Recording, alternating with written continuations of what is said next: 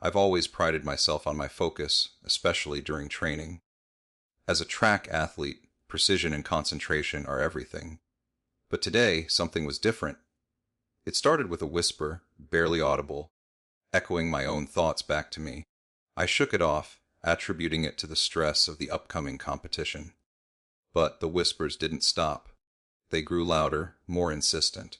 By the end of the practice session, it was as if an unseen creature was mimicking my every thought, taunting me. I tried to ignore it, but the echoes clawed at my mind, refusing to be silenced. That night I lay in bed, staring at the ceiling, the echoes ringing in my ears. I knew then that something was terribly wrong.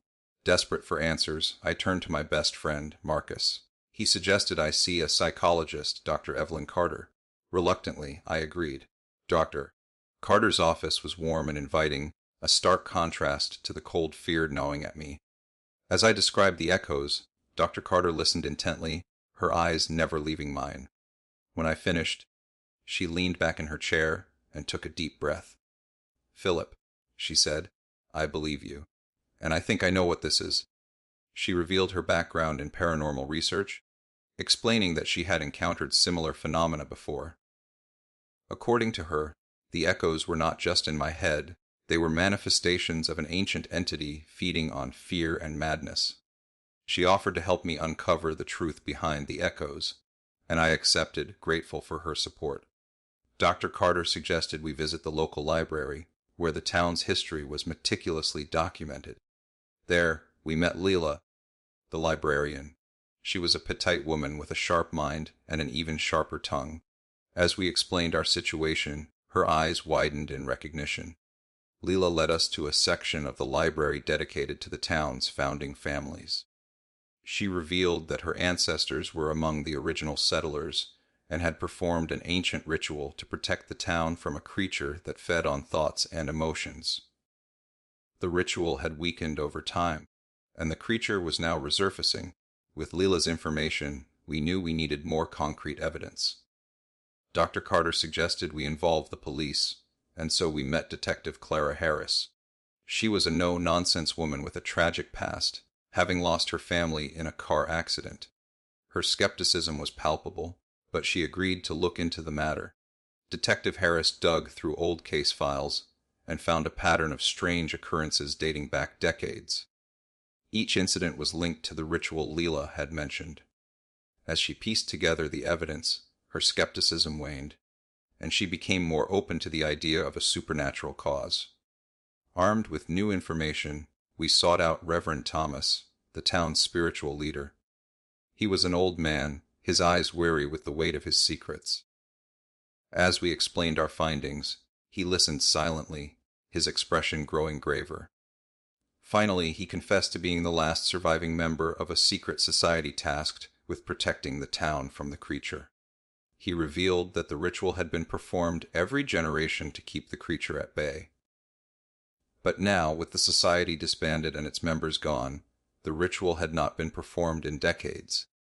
Reverend Thomas agreed to help us, but warned that the task would be dangerous. The creature was powerful and would not give up its newfound freedom easily. We left his home that night, determined to uncover the truth and save our town from the terrifying echoes that threatened to consume us all. These chapters set the stage for a complex and terrifying tale, introducing the main characters and the supernatural phenomenon they must confront. The story blends psychological horror with elements of mystery and suspense, drawing the reader into a world where ancient rituals and unseen creatures lurk in the shadows. Leela spent the next few days poring over ancient texts in the library, her eyes scanning the brittle pages with a mix of reverence and urgency. She called us one evening, her voice trembling with excitement. "I've found it," she said. "The ritual to trap the creature again." We gathered around her as she laid out the texts, their ink faded but still legible. The ritual required specific artifacts, each with its own history and significance. There was an amulet said to contain the essence of the town's founders, a chalice used in the original ritual, and a series of ancient runes that needed to be carved into a sacred stone. Leela explained that the artifacts were scattered across the town, hidden away by her ancestors to prevent them from falling into the wrong hands. We knew we had to find them, but the task seemed daunting. The creature's influence was growing stronger, and we could feel its presence lurking in the shadows. The echoes were no longer confined to Philip. Marcus, Dr. Carter, and even Detective Harris began hearing them. Their thoughts whispered back to them in a chilling chorus. The town itself seemed to be descending into madness, with reports of strange behavior and unexplained incidents flooding the police station. We knew we had to act fast. The creature was feeding on the fear and madness it created, growing stronger with each passing day. We met in Lila's library, our faces drawn and weary. Dr. Carter suggested we split up to search for the artifacts, hoping to cover more ground in less time. Philip and Marcus took the first task, searching for the amulet in the old church where Reverend Thomas had once performed his rituals. Dr. Carter and Detective Harris set out to find the chalice, rumored to be hidden in the depths of the town's museum. Leela and I were left to decipher the ancient runes and locate the sacred stone. Philip and Marcus's search led them to the church's basement, a dark and foreboding place filled with the remnants of forgotten rituals. The amulet was hidden in a small, ornate box, its surface covered in dust and cobwebs. As Philip reached out to take it, the echoes grew louder, their voices a cacophony of fear and doubt. Meanwhile, Dr. Carter and Detective Harris navigated the labyrinthine halls of the town's museum, their footsteps echoing in the empty corridors. The chalice was displayed in a glass case, its surface gleaming under the dim light. As they reached for it, the echoes whispered warnings, their voices a mix of caution and malice. Lila and I spent hours deciphering the ancient runes, our eyes straining in the dim light of the library. The sacred stone was said to be hidden in the heart of the town, a place of power and significance. As we pieced together the clues, the echoes grew louder, their voices a chorus of despair and hopelessness. We regrouped at the library, our faces drawn and weary. The artifacts were laid out before us, their surfaces gleaming with an otherworldly light. But as we prepared to perform the ritual, the creature struck. It manifested as a shadow, its form shifting and writhing in the dim light. The echoes grew louder, their voices a cacophony of fear and madness. The creature fed on our doubts and fears, its power growing with each passing moment. We fought back, our resolve strengthened by the bonds we had formed. Philip wielded the amulet, its light a beacon of hope in the darkness. Dr. Carter chanted the ancient runes, her voice steady and strong. Detective Harris stood guard, her weapon a symbol of her unwavering determination.